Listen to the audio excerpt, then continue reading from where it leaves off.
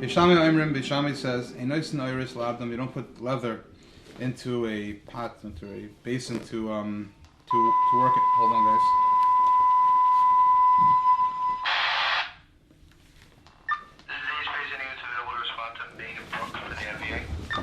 I'll see you guys later, okay? Hold the place to me. E11.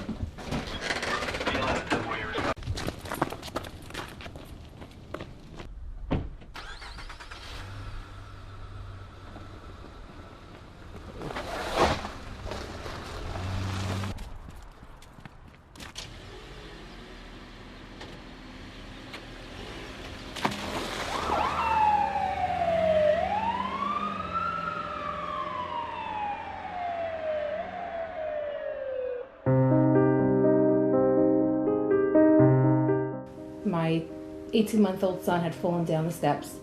My 7-year-old daughter, who was right next to him, picked him up and brought him to me. And, trailing blood all along. I looked at him, I saw on his head, I could see all the way to the bone. I ran to the neighbor, and the neighbor took one look at him and said, you need to call Hatzolah, you need to go to the hospital, this is just not, you don't just stitch this up. And she called Hatzolah. As she was calling, I ran home just to get his sippy cup and things that I needed. By the time I got back, Hatzolah was there. They had already seen him. It was probably a minute. It was on Shabbos. My daughter had fallen, and she hit her head. And unfortunately, she passed out. Hatzolah was at our house in an instant. They were efficient, they were quick, they were extremely nice and sensitive to the situation. I actually had a fairly serious head-on collision. And, Baruch Hashem, I'm fine, and I came out of it beautifully.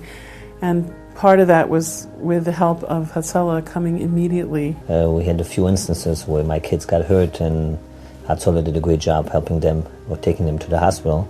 We even had somebody who came for tzedakah who had electricity in his heart, as he said in Hebrew. Hatzolah was that great that they even knew how to take care of him and speak to him in Hebrew. So, which was a great service, which a regular ambulance would not be able to do. Our families called Hatzolah a couple of times. There was a certain element of security in knowing that you had Hatzolah members who were out there who were willing to come over at a moment's notice and immediately the care, the concern. When my son once needed, it was Hatzolah which I called, and they were there immediately. Not to mention here in the shul, anytime there's a need and anytime there's that necessity, it's Hatzolah who we look for and they respond quickly, professionally, discreetly. We operate different than a regular 911 system. They're dispatched from a headquarters. Our members come directly from either their homes or a place of work, wherever they are, dispersed throughout the community so the closest members can get there. We end up having an average response time between 1 and 2 minutes. The EMTs are going on approximately 60 calls per month, and those calls are life-saving.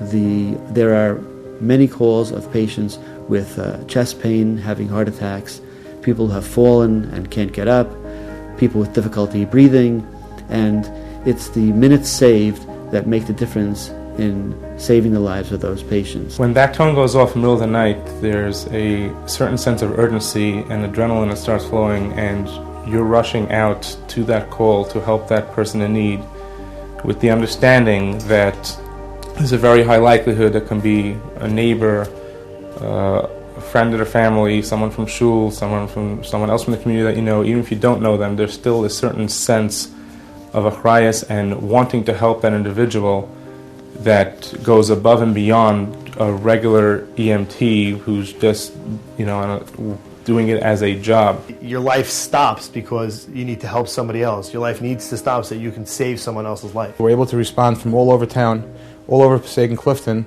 no matter where the emergency is, and we always have somebody close by to the emergency. That gives us an edge because we get there usually. Our official average response time is 2 minutes, but sometimes I can testify that we've been there in 30 seconds or less to an emergency, which has truly made a difference in people's lives. I sometimes think that these guys sleep in their clothes because in the middle of the night they'll be jumping into their car, freezing cold out there in the wintertime and hot in the summertime, and they're in the car and they're taken off to a call. The minute the call comes in, he just drops everything and he immediately listens, and then he goes, and we don't actually know when he's coming back. It can sometimes be quite quick, it can sometimes take a long time. But it's fine, because you know what, you know he's doing something good, and you know if they call Hatzolah, even if it's a little call, you know he's helping someone. It doesn't matter how it works, they're always helping someone, just even if they're just making someone feel better and feel reassured, they're always helping someone. And I got a call from someone, a young man, who was traveling into Passaic to see his brother who was having suicidal thoughts. I called Hatzolah. They said they had a rabbi on call that could possibly be helpful, as well as a medical doctor if we needed to consult with around whatever issue. We facilitated hospitalization with his permission. I think that if there were no Hatzolah in our community at this time, then it would have been a regular 911 call, and I think it would have been a very scary experience for this young man. If more money was available to Hatzolah of Passaic, Clifton, that money could be used to improve our communication system. A lot of our guys have defibrillators, but not everybody. We'd like to be able to buy everybody defibrillators and have defibrillators in their vehicles. Every time we use an oxygen mask on somebody, it costs money. Every time we use a backboard, it costs money. People should support Hatzolah because it's a need in town. Chazal say that kol mekayim nefesh achas miYisrael Malava kasav ki'ilu kiyim olam malay. That when you save one person's life, it's considered as if you've saved an entire world. And certainly the members of Hatzolah are engaged in exactly that statement of Chazal, in trying to save nefesh achas after nefesh achas after nefesh achas. And it's an incredible mitzvah. Other individuals have the opportunity to become shutfim, to become partners in that endeavor, by ensuring that the Hatzolah and its members have the right kind of equipment, have the right kind of support, so that they're able to carry out this avodas hakodesh in the right way. Each person is required to financially support this institution and to financially make sure they're financially viable, and it's something which I endorse totally, that all of us should be writing checks and should be financially supporting this important institution, this important organization of Hatzolah. If we don't get contributions and support from the community, unfortunately, we would have to close our doors. And we don't want to do that. We have too much at risk. We have too many people involved. We have too many lives to take care of in the community. Just remember, emergency medical care is expensive, but when you need it, it's priceless.